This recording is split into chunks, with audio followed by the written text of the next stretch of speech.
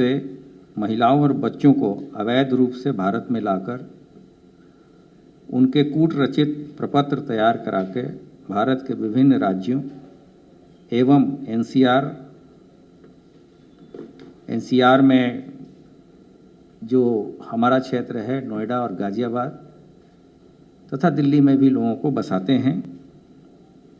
इनको जब और हम लोगों ने अपने संपर्क सूत्रों को विकसित किया तो इसमें एक प्रमुख व्यक्ति जिसका नाम मोहम्मद नूर उर्फ नूर इस्लाम है, ये पता चला कि यह व्यक्ति रोहिंग्या और बांग्लादेशी महिलाओं को शादी तथा पुरुषों और बच्चों को फैक्ट्रियों में काम करने जैसे प्रलोभन देकर अवैध रूप से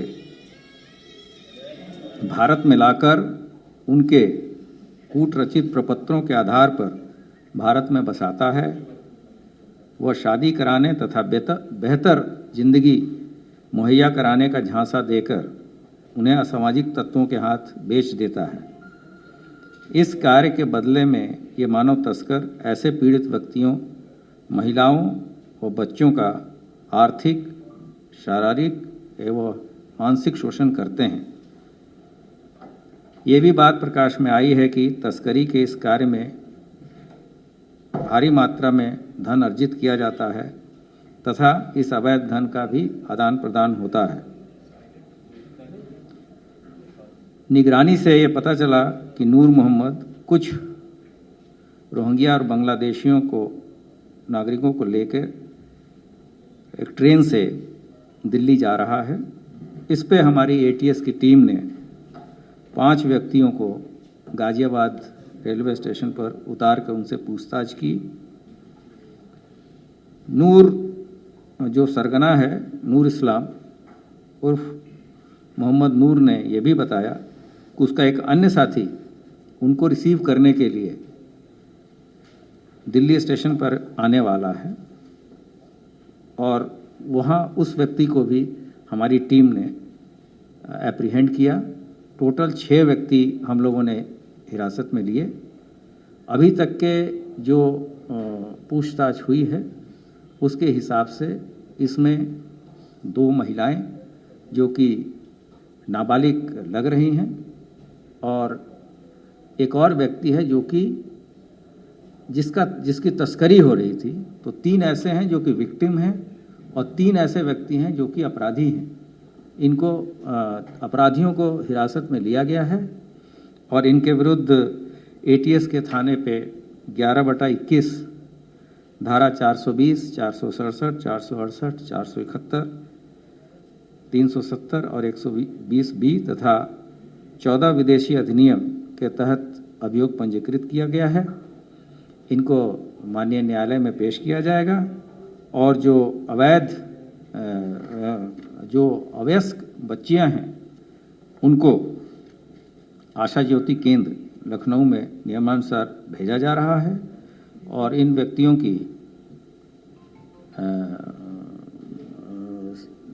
फर्दर रिमांड लेके पूछताछ की जाएगी। और जैसा कि प्रेस रिलीज से स्पष्ट है कि इसका जो सरगना है मोहम्मद नूर उर्फ नूर इस्लाम, ये त्रिपुरा में रहता है और रहने वाला बांग्लादेश का बताया जा रहा है। इसके अतिरिक्त 2 व्यक्ति हैं जो कि एक व्यक्ति जो कि दिल्ली स्टेशन पे आया था, उसका नाम है रहमतुल्ला।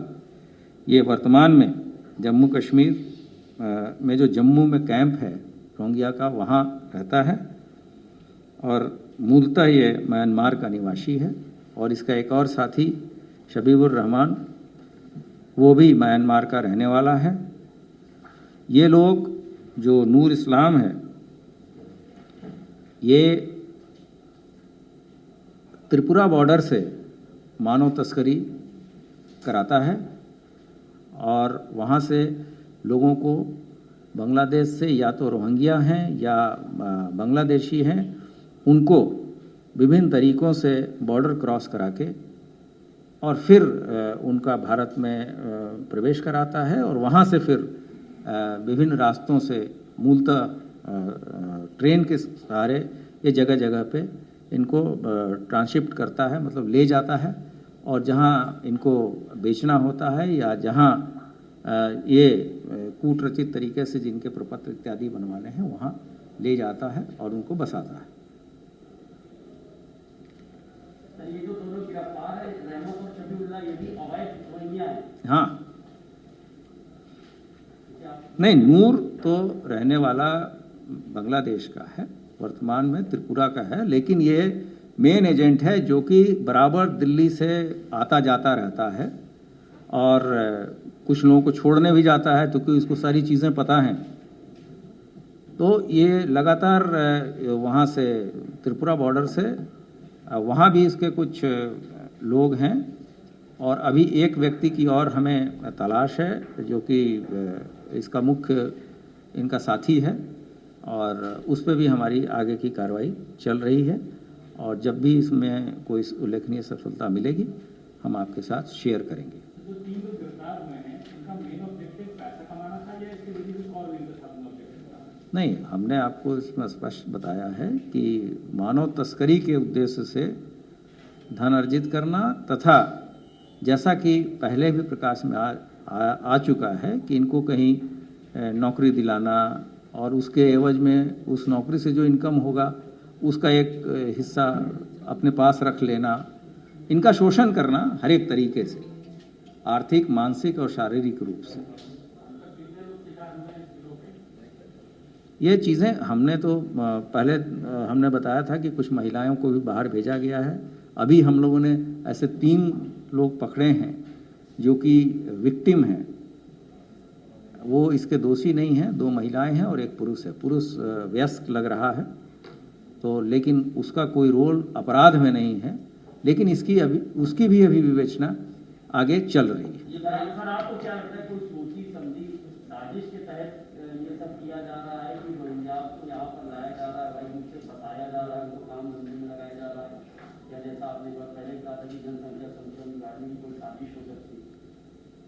ये मैं नहीं कह सकता, लेकिन ये तो अवश्य है कि एक सोची समझी रणनीति के तहत इसको लाया जा रहा है, और यहाँ चूँकि उनकी वेशभूषा या रहन सहन या जो आसानी से वो यहाँ के पॉपुलेशन के साथ मिक्स हो जा रहे हैं, तो ये पता करना बहुत मुश्किल है कि ये लोग यहाँ के हैं या बाहर के हैं। तो हाँ, ऐसी स्थिति में लगातार चीज़ें जो मुख्य लोग हैं, मैंने पहले भी बताया था कि हम केवल किंग पिन जो इस तस्करी में शामिल हैं, हम लोग उन पे फोकस कर रहे हैं ताकि इस चीज़ों को रोका जा सके। पहले बांग्लादेश बॉर्डर की बात होती थी, आज त्रिपुरा बॉर्डर भी आ गया, तो कहीं ऐसा तो नहीं है कुछ ऐसे राज्य स्पेसिफिक हैं या आप उनको नहीं लिखते हैं कभी कि आप यहाँ पूरा बॉर्डर आपके यहाँ से कैसे आ रहा है?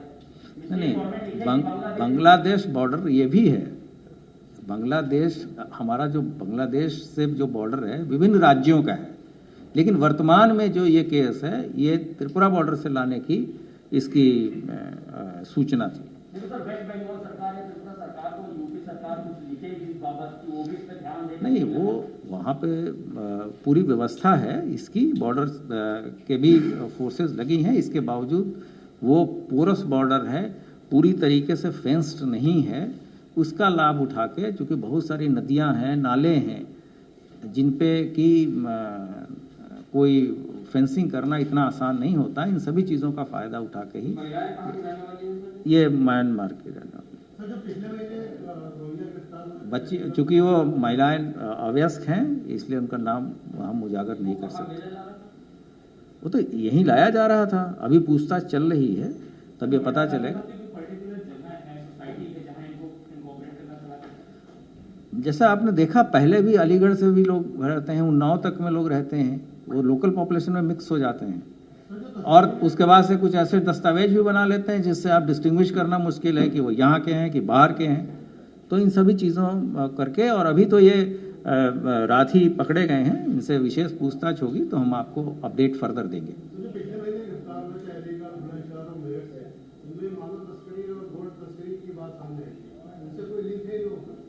नहीं, हम लोगों ने जो गोल्ड तस्करी की बात थी उनके साथ गोल्ड भी मिला था, और मानव तस्करी की बात केवल अभिलेखीय साक्ष्य मिले थे कि इन्होंने फलाने को इस कंट्री से उस कंट्री भेजा। लेकिन आज हमारे पास जो मानव तस्करी होना था, ऐसे लोग भी मिले हैं, महिलाएं भी मिली हैं जिनके साथ ये घटना होनी थी, और वो अवयस्क बालिकाएं हैं, और उस पर फिर हम लोग आगे की कार्रवाई करेंगे। नहीं, ये तो पूरा गैंग है, ये तो इसी तरह से चीज़ों को चलाते हैं, इनका मोडस ऑपरेंडी ही वही है।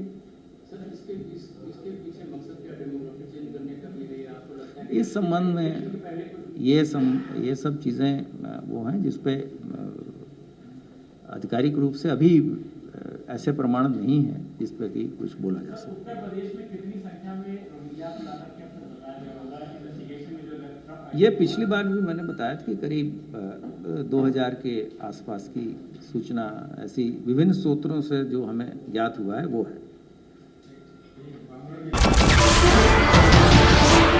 नमस्कार, मैं हूं मानक गुप्ता। अगर आपको हमारा ये वीडियो पसंद आया हो तो इसे लाइक और शेयर जरूर करें, और हां, हमें सब्सक्राइब और फॉलो करना ना भूलें ताकि आप देश और दुनिया की कोई खबर मिस ना करें। तो जुड़े रहिए हमारे साथ और देखते रहिए न्यूज़ 24।